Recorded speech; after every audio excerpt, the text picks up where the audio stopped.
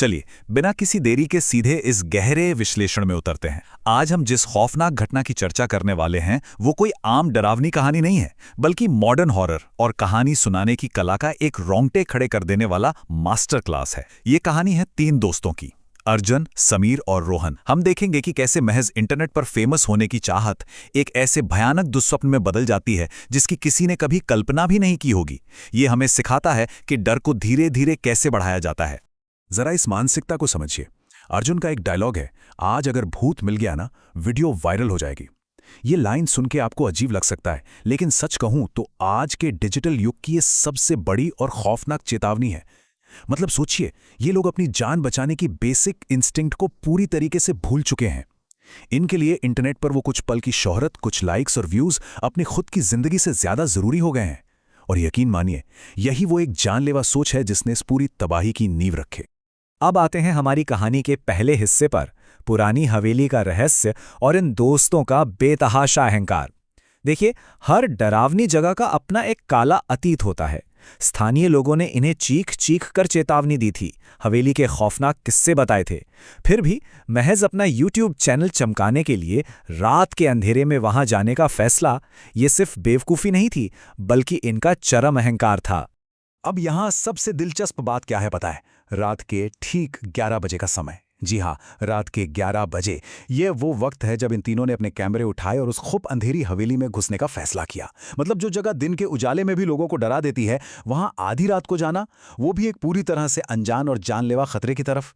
ये दुस्साहस की सारी हदें पार कर देता है। और सच कहूं तो इसी एक फैसले ने कहानी के पूरे माहौल में वो भारी तनाव पैदा कर दिया जिसे आप महसूस कर सकते हैं।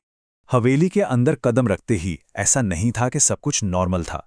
उन्हें लगातार चीख चीख कर चेतावनियां मिल रही थी। पहले तो एकदम घुप अंधेरा, फिर दीवारों पर पुराने खून जैसे भयानक निशान, और सबसे बुरी बात, हर कमरे से आ रही सड़े हुए मांस की वो असहनीय बदबू। कोई भी नॉर्मल इंसान अगर इन चीजों को एक साथ देखे तो वो तुरंत उल्टे पांव वहां से भाग खड़ा होगा। लेकिन इन डिजिटल कंटेंट क्रिएटर्स के ओवर कॉन्फिडेंस को तो देखिए।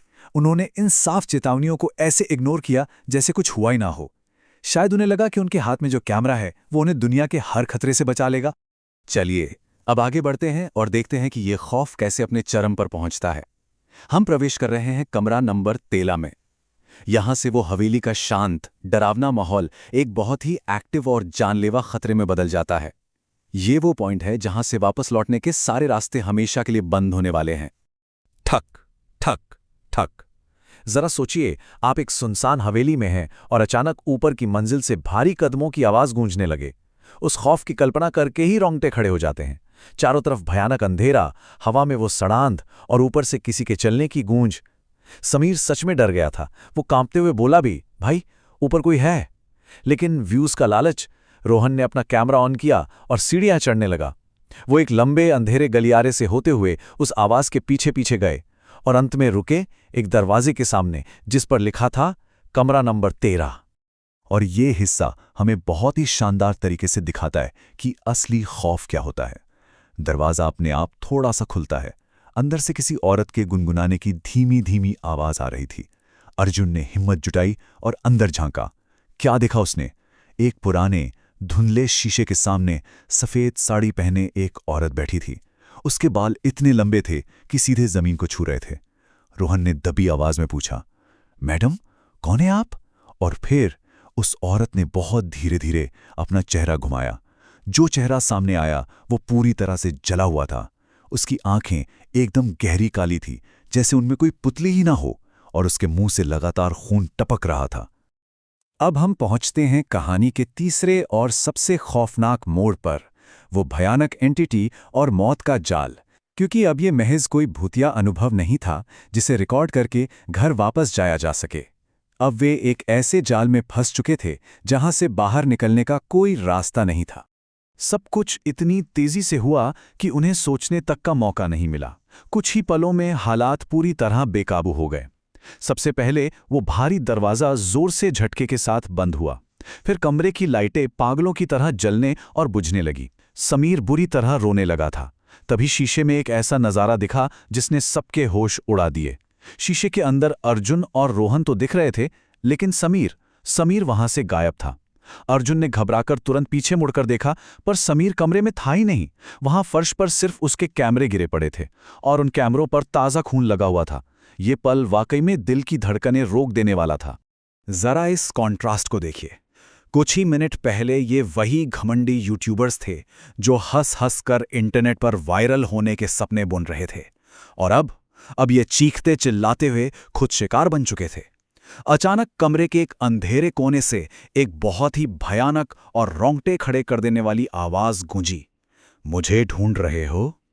जब उन्होंने डरते डरते अपनी नजरें ऊपर उठाईं तो देखा कि उनका अपना दोस्त समीर छत की दीवार पर उल्टा चिपका हुआ था। उसकी आंखें पूरी तरह से सफेद हो चुकी थीं और पलक झपकते ही वो किसी जंगली पिशाच की तरह तेजी से उनकी तरफ झपटा। ये दृश्य दिमागी तौर पर पूरी तरह सुन्न कर देने वाला है। अपनी जान बचाने की आखिरी कोशिश में अर्जुन और रोहन पागलों की तरह चीखते हुए नीचे की ओर भागे। उन्हें बस किसी तरह बाहर निकलना था, लेकिन बदकिस्मती देखिए, हवेली का मुख्य दरवाजा अब पूरी तरह से लॉक हो चुका था। रोहन चीख रहा था कि हमें यहां से निकलना होगा।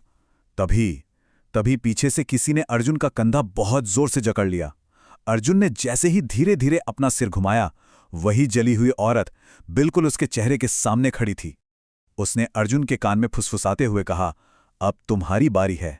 और बस अचानक कैमरा जमीन पर गिर जाता है। स्क्रीन पर सिर्फ एक भयानक और घना अंधेरा छा जाता है और एक चीख उस हवेली के सन्नाटे को हमेशा के लिए चीर देती है।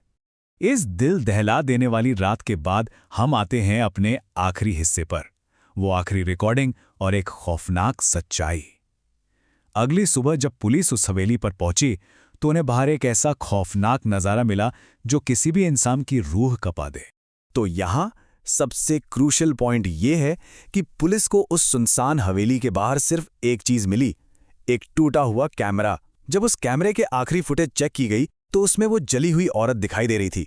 वो सीधे कैमरे के लेंस की तरफ देखकर एक बहुत ही भयानक तरीके से मुस्कुरा रही थी। लेकिन सबसे खौफनाक बात ये नहीं थी।